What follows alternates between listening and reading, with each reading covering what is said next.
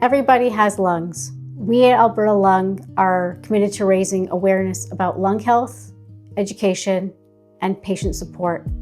You're watching this video because we want to raise awareness on radon, the silent killer. So radon is the second leading cause of lung cancer for everyone in Canada, but the leading cause of lung cancer amongst people who do not smoke tobacco.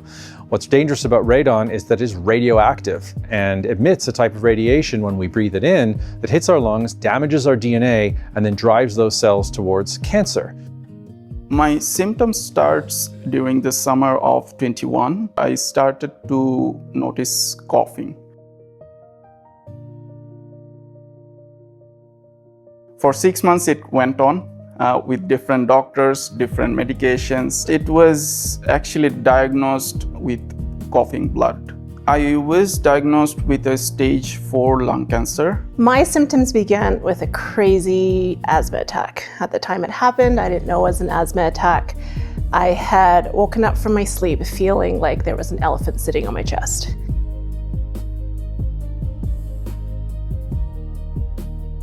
Immediately I woke up my husband, we went to the hospital. X-rays determined that I had glass-like nodules in my lungs. What happened from that point on, it was basically 2 years later once they did a lot of chest X-rays and found that those glass-like nodules just kept increasing in size. So it wasn't until 2 years later from following all those X-rays that they did diagnose me with stage 1 adenocarcinoma.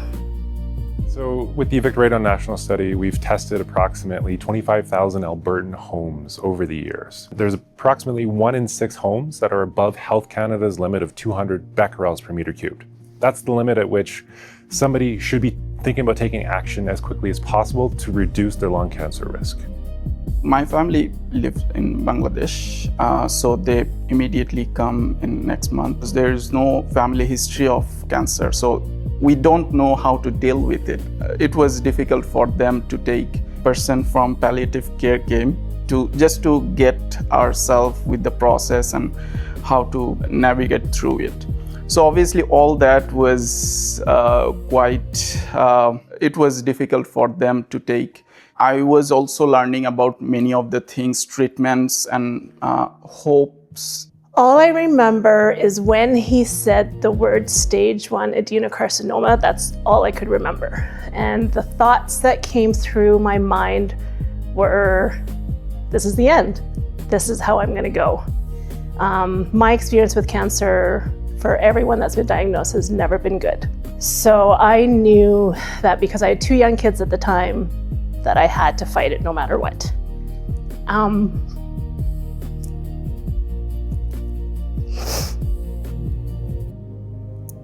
So from that diagnosis, I knew it would be all on me.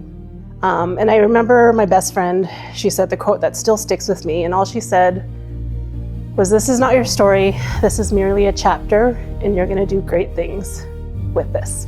It was at this point that I said, I'm not a smoker, I've never been around smokers, how could this have happened? My husband bought the radon detector and had put it in our house. We didn't even look at it from that point on until I was diagnosed.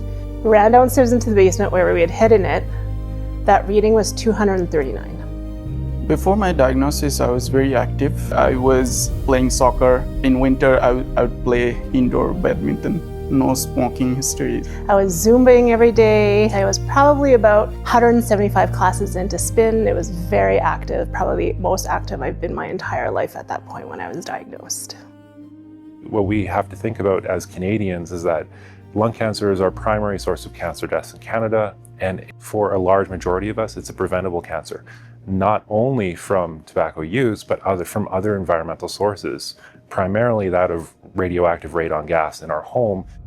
I try to be active. I try to maintain my activity as much as I can. Obviously, initially I went through multiple procedures that was very painful and very hard to tolerate. I went through 4 rounds of brain radiation. It scheduled me for surgery. They're saying could be 5, could be 6 months. Foothills Hospital had a COVID outbreak, which meant that a lot of surgeries were canceled.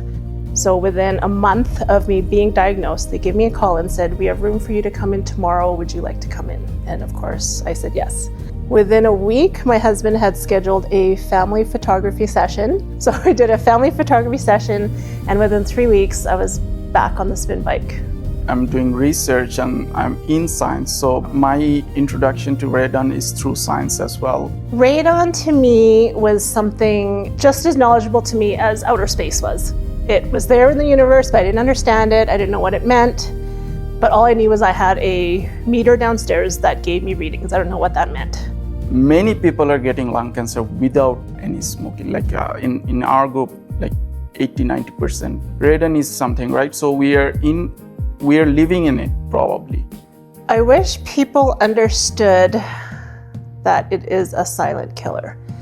You have to know your body and you have to know the environment with which you're living in. And if it's something as easy as putting a meter in a house just to tell you whether or not you're safe, that's all you need to protect your family. If we are not doing research, if we're not learning about radon, all the other factors, what genetic factors, how could we treat those effects? If we can get all the homes tested for radon, it would eliminate the #1 cause of lung cancer for non-smokers. All you need to do is test your house.